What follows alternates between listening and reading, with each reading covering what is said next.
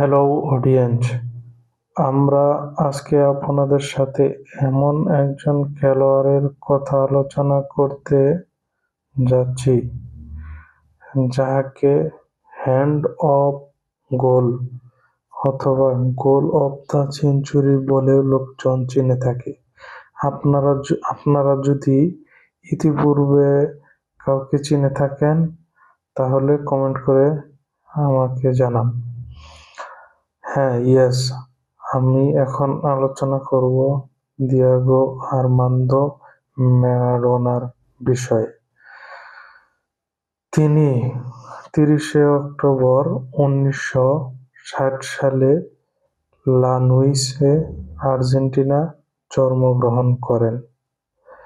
যেমনটা আর্জেন্টিনার তার ক্লাব ক্যারিয়ার শুরু হয়, যেমন আর্জেন্টিনার অনেক কিংবদন্তি প্লেয়ার হচ্ছে গিয়া বোকা জুনিয়র্স নামে যে একটি ক্লাব আছে, সেখান থেকেই তিনি তার ক্লাব ক্যারিয়ার শুরু করে থাকেন। পরবর্তীতে তিনি স্প্যানিশ ক্লাব বার্সেলোনাতে যোগ দেন। বার্সেলোনা তার সংক্ষিপ্ত ক্যারিয়ারে একবার কোপা দেল রে ও একবার স্প্যানিশ সুপার কাপ জেতে।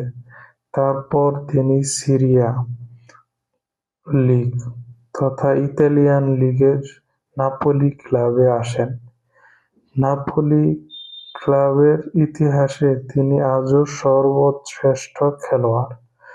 দুইবার সিরিয়া শিরোপা, একবার কোপা ইতালিয়া ও একবার ইউএফা, বর্তমানে যেটা আমরা চ্যাম্পিয়ন্স লিগ নামে চিনি, সেটা জয় করে। এছাড়া আর্জেন্টিনার হয়ে তিনি একাধিক ফুটবল বিশ্বকাপে অংশগ্রহণ করেন। ১৯৮৬ বিশ্বকাপে ফুটবলের শিরোপা আর্জেন্টিনার হাতে এনে দেন। তবে সেটা একটি স্মরণীয় বিশ্বকাপ, কেননা সেই বিশ্বকাপে দিয়েগো ম্যারাডোনা আর্জেন্টিনার হয়ে এককভাবে অবদান রাখেন।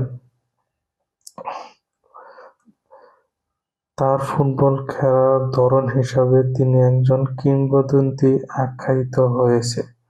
তার ফুটবল খেলার ধরনের জন্য অসাধারণ ড্রিবলিং, বাম পায়ের নিখুঁত নিয়ন্ত্রণ, মাঠে নেতৃত্ব ও পুরো মাঠের যে একটা আধিপত্য বা বল কন্ট্রোল, যেমন আমরা আজকের দিনে যে খেলাগুলো দেখে থাকি, এরকমের বাইরে পুরো মাঠ জুড়ে আধিপত্য বিস্তার, বল কন্ট্রোল বা বল নিয়ন্ত্রণ করে রাখে দুর্ধর্ষ ছিল। সে কারণে তিনি কিন্তু কম গোল করেও তার ক্যারিয়ারে তিনি একজন কিংবদন্তি, মানে শৈল্পিক দৃষ্টিতে তিনি একজন কিংবদন্তির আখ্যায়িত পেয়েছেন শুধুমাত্র তার এই খেলার ধরনের জন্য।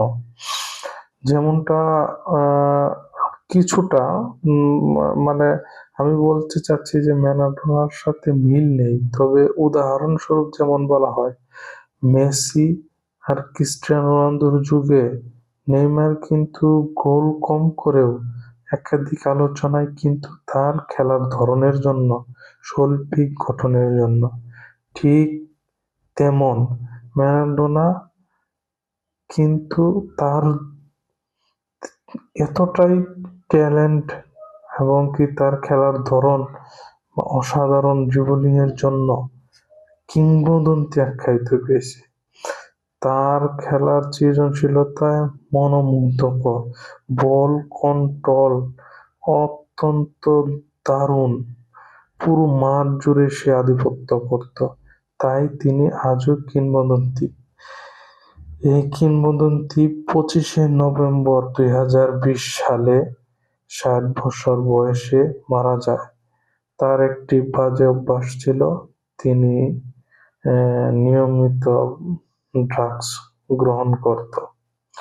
ভালো থাকুক আমাদের ফুটবল কিংবদন্তি দিয়াগো আর্মান্দো ম্যারাডোনা।